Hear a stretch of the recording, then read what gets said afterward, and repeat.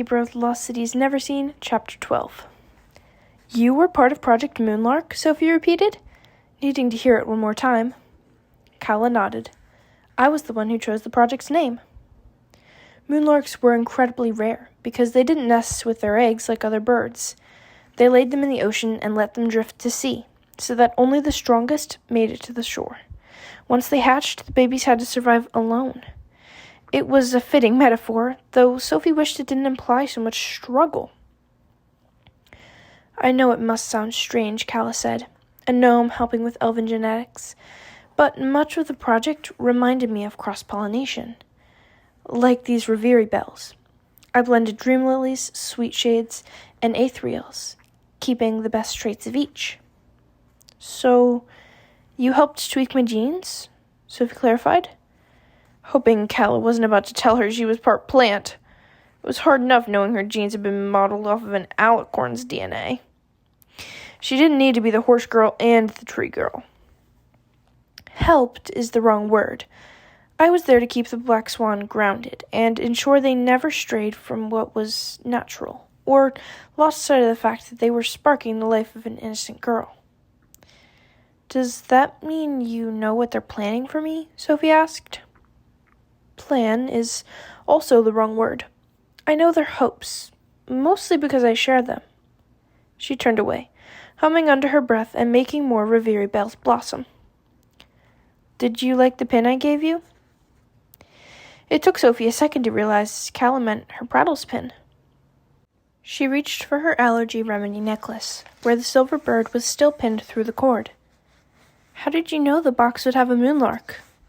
I have a friend who helps at the Prattle's bakery, and I'd heard that a baby moonlark hatched recently. I asked her to save me the box with the new pin. I wanted to show you that elves aren't the only ones who believe in you. Why? Sophie asked. I mean, I'm just one girl. All it takes is one to stand where others fall. Think of the way you defied the Ogre King.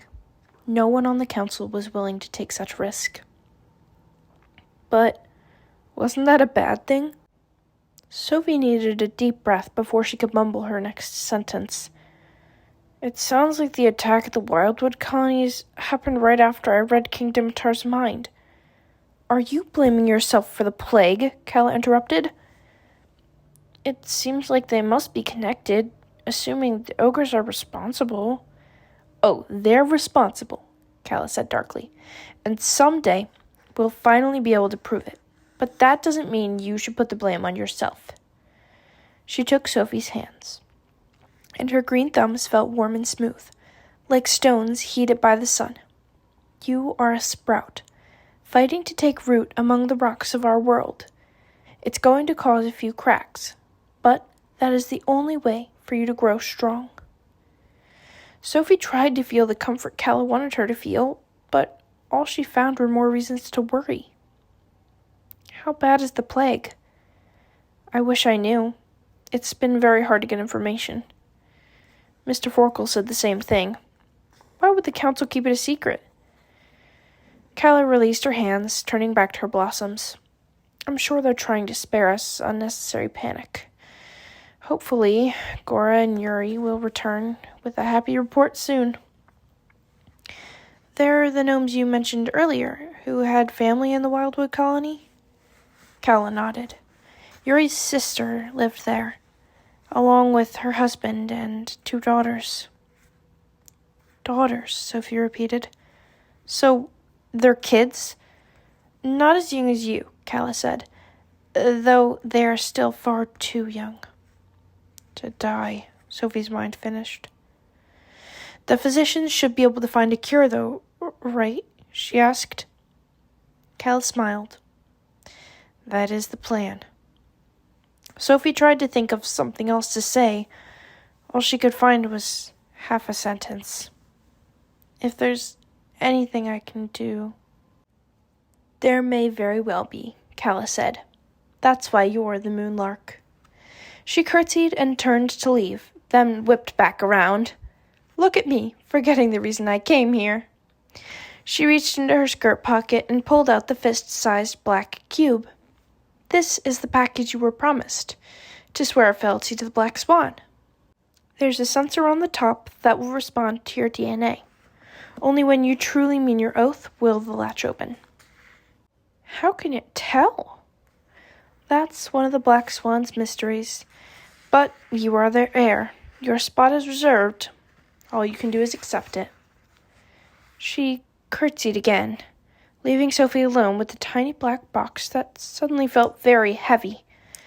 In her mind, she could hear hundreds of unanswered questions mixed with all her doubts and worries and insecurities. She could also hear Mr. Forkel telling her she had made a choice.